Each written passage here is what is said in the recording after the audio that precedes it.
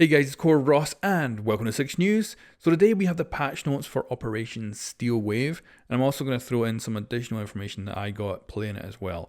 So the test server will be up tomorrow, so that's Tuesday the 19th of May, and they also said that it's going to go on for one extra week on the test server than normal because of course they're working from home, and of course that has really impacted what they can do with development. So that means it's probably going to launch around about June 16th, but of course we don't know if that's for sure, and we'll have to wait and see if they decide to delay it if there's major issues or stuff like that. So we'll see how things go over the test server period, but it will be a long test server period. Now let's go through the patch notes. So of course we've got all the background stuff up there with Harry, but we want to move on to Ace here. So he's got the AK-12 with NATO sights, so he doesn't have the Russian sights, but the Russian sights still stay on the Russian attackers and defenders, so they're unchanged, but he gets the NATO ones, which is really cool. Then of course he's got this shotgun. Who's going to use that though, because this is probably one of the best guns in the game. Then we got breaching charges, smokes, he's got the P9 pistol, and he's got 2 armor, 2 speed, and of course he can go through reinforced walls, reinforced hatches. He's incredibly versatile and I love him. He does look like a total quirky dude, but he is going to be a very powerful operator when he comes out, I think, anyway. Then going down, we've got Melusi. So Melusi has the T5 SMG, she has the Super 90, she's got impact grenades, deployable shield, and the RG15 pistol, which is Ella's. And of course, she's a 3-speed, and her gadget is basically mini clashes, so she can put them down and they slow people down as they move towards it. Big radius, she's got 3 of them, and again, just like the attacker, I think she's going to be pretty powerful and potentially change things up quite a bit. So yeah, but anyway, let's move on to the actual changes. So map rework, of course, this is going to be coming into the casual playlist only, so it will not be in unranked and it will not be in ranked. So it is a bit of a pity because it is actually a really good map to play. I was quite impressed with it, but I can totally see why they're not putting it into unranked or ranked, because it definitely still has some of the old aspects, which makes some of the objective sites totally not doable as you would want from a ranked map. So I get why they're doing it. Also, I'm pretty sure the reason they're doing a casual rework is because it would have to be a mansion to be actually balanced fully, and also you would have to put way more developer time into this. So I think they've probably done this quite quickly compared to other maps. Still probably a lot of time, but it means the next map they're going to be doing a rework for, I expect that to be given a little bit extra love to get it right up there with the competitiveness. So we'll see how things go, but so far it is a good map, it is enjoyable, but you're only going to be able to play it in casual. Hopefully there will be a discovery playlist where you can jump in and actually play it and just that map, but we'll see. Then we got big changes down here, which is Amuro, and these ones are scary. I'm going to be so scared on defense because she's going to be able to pop into windows, and she only breaks the barricade when she actually gets to it physically. She does break the glass, so that will be a little bit of a warning sign, but anyway, I still think it's going to be really scary to be up against her. And she can also go up roof hatches without actually popping the hatch first. So she just uses her gadget to do it, which means, of course, big surprise that Amuro just appears up behind you. And still, of course, she's making a lot of noise and all that, but it just makes it so much quicker that you're going to have much less time to react. So a good Amuro player is going to be kicking major butt. Moving on from that though, we've got the proximity sensor. This, I can't quite figure out myself if this is going to be a really big deal, or if it's just going to be something that's kind of cool to have as an option, but is it going to make a big impact to gameplay? So far, I think it totally can, but I have to wait and see how the actual player base uses it in normal games, and that means even outside the test server, I think, to really get a sense of how this is going to affect gameplay in Siege. And a lot of what we're seeing, I think, is going to slow the game down quite a bit, which I quite like, because I think things are a little bit too fast in some cases, but like I say, I don't know how this is actually going to affect the game in the long term. Then we got rank changes, so some pretty big stuff here. Unified rank, which means that every place in the world is going to have the same rank pool, which means if you go and play ranked in Europe, and then you move over to the USA servers and you play there for a bit, you're going to have the same rank no matter where you're playing. So there's no kind of region jumping anymore. This should be good, I think. I can't see many kind of problems with it, but we'll see. And of course, getting the champion as well will be harder because you're up against more competition. But it will be interesting to see how that kind of balances out because, of course, someone playing in the European servers who's champion will never play against someone in the American servers who's champion. So I'm kind of curious to how all that balances out overall. They're also making it harder to get the champion too. You need to have played 100 matches. So this means even if someone comes in and is cheating, then it'll be harder to get up there. You also need to be level 50 to play, which is going to make smurfing harder, but it is mainly done just to try and reduce cheaters in ranked. But of course, it will have a knock-on effect to smurf accounts, and brand new players are going to have to rank up for a far longer time before they can jump into ranked with their friends. Then we've got the Echo Elite. This one looks cool. I do like it. Yeah, it's a ninja. Like, who the hell's not going to like a ninja? So, yeah, loving it. It does look cool, and I think it'll be quite popular. So, pretty damn cool. Of course, operator prices are going down. This is just something they brought in, I think it was years ago now, but just the price of operators decrease every season as they get older, basically.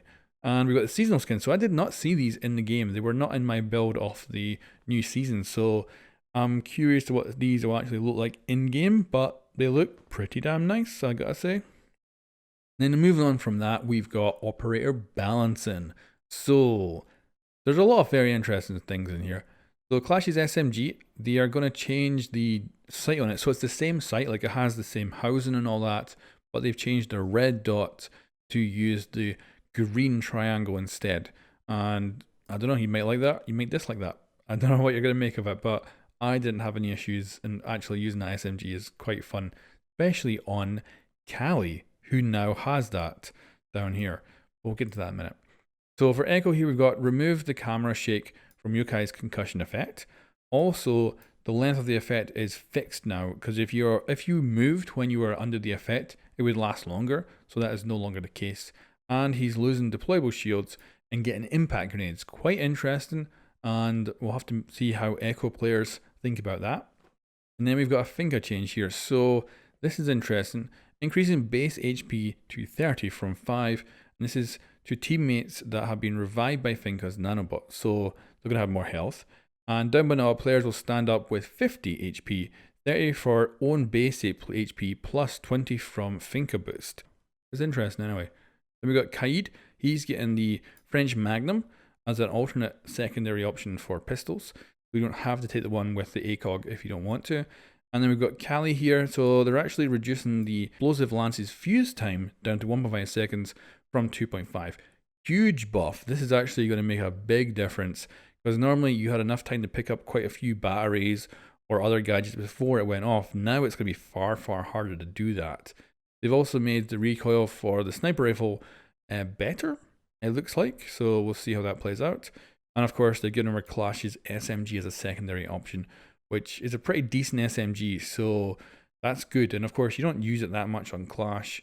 And Nomad is getting Capital's pistol as a secondary option. This is to, again, have another option that doesn't have an ACOG in it, just for a better, option of pistol. Then we've got Oryx here. He's getting a little reduction in damage when he goes through walls. So it was 10, it's going down to 5. And his bulletproof camera is being replaced with a proximity alarm.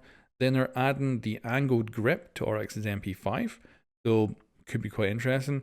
And of course, that is a very weak gun these days if you don't have an ACOG on it. So giving him something that's a little bit better for his fast pace is probably going to be a good little change to him. Then they've eliminated the mouse sensitivity modifier from concussion effects on the Ella Mines and Zofia concussion charges. This means you can move left and right quickly. This, of course, translates over to controller as well. So it's basically just a nerf to both of these operators when it comes to their gadgets effects. Then for Ying, removing one Candela, going down from 4 to 3. Now this already took place on PC weeks ago, but apparently it's not coming to console until this season actually launches. So if you're enjoying Ying and her powerful abilities on console right now, you've got a long time to sit and play with them for ages, because it will take, like I say, 4 weeks before we actually get the launch of this season. Now going down here, we've got tweaks and improvements. So we've got the ACS-12. Now this is the shotgun that Alibi and Maestro have. It's going to become a slug firing shotgun. I really don't see this being good for that gun, but I don't know. Like I'm curious to see how this will be affected, but they do say here specifically that they're going to test it on the PC test server and they'll see how it goes. So this might change. There's a good chance this might be tweaked depending on how it'll be. And you know, whether they need to reduce recoil with it. Of course, it will do a massive amount of damage, but will it be controllable enough to actually get accurate hits in order to kill someone? Gonna have to wait and see. Then we got some little bit of player comfort here, so changing some little menu items and stuff. Map rotation, both rank and quick match will now also rotate automatically 3 times per season, and the current map pool information will be displayed in the playlist guide. So yeah, interesting. We'll see how that plays out when the actual season comes out. Then we've got some impacts here. I think this is mainly probably because of the working at home, where localized versions of the game will be missing some of the stuff for audio. And this is probably, like I say, due to working from home. It will be messing up their usual working routines for doing some of this stuff. So that will take a little bit longer to do, but that, you know, that's not a game breaking thing, so it's okay. This one here though is a very big one. So this is map cancellation. So you're going to be able to get a vote going to cancel the match if it starts and the player, like maybe it's like one guy vs 5 guys, you're actually going to get the option to cancel the match before it basically starts. Now, we'll have to see how it works and if it's good enough, because what if you load up into a game and there's like 3 of you, but one of the guys is AFK, and you both vote to cancel, but he doesn't, and then, game just keeps going? That would suck. So I don't know how well this is going to work, but it's a great feature to have. I got no problems with it, and hopefully it does work out really well. And then down here, we've got some of the more ranked information. So rank, to get into playing rank, you need to be level 50 now instead of level 30. And to reach champion, you're going to need to get your 5,000 MMR, but additionally, you also have to play 100 ranked matches. Now, this is here is all to deal with cheaters, but of course, it has a big knock-on effect to Smurf accounts and also to basically just new players coming in who might want to play with their friends in ranked, but they're going to have to be a lot more games to get up to 50. Although, getting to level 30, you probably only really know half of Rainbow Six at that point. Getting to 50, at least you're going to know a little bit more, but we'll see how it goes. Then we've also got the improved benchmark, which I actually ran on the test server, and it's pretty simple, but it's nice to have, I guess. And then I'll just hit on some quick points that are not mentioned in the patch notes. So we've got weapon attachment skins. This is coming with the new season, and you're going to get a bunch for free. The ones that you get for free are currently on screen, and I expect there'll be loads more that will come out, and I expect to see some in the battle pass and things like that. And it brings a whole new level of customization to Rainbow Six Siege, but it's also extraordinarily simple. So let me know what you think of these new weapon skin attachments. And then these are the rank charms for the Steel Wave season. So at the end of the Steel Wave season, we're going to the next one. These are the charms you're going to be getting. If you don't remember, these are actually the ones you're going to get for Void Edge. So you'll be getting these at the end of this season pretty soon. And yeah, enjoy running around with some planets on your guns. And then to finish off the video, I'm going to leave you with the main menu artwork for the new season, which I think looks really cool with our 2 new operators just walking around. And of course, I've got videos up on both the new operators and stuff like that. And of course, I'll be covering all the test server stuff. We're going to get some more patch notes tomorrow with the test server launch. And of course, things will change over the 4 weeks that it's going to be up for. And of course, there's going to be some secret changes that we don't yet know about. Anyway, guys, thanks for watching. I'll catch you next time.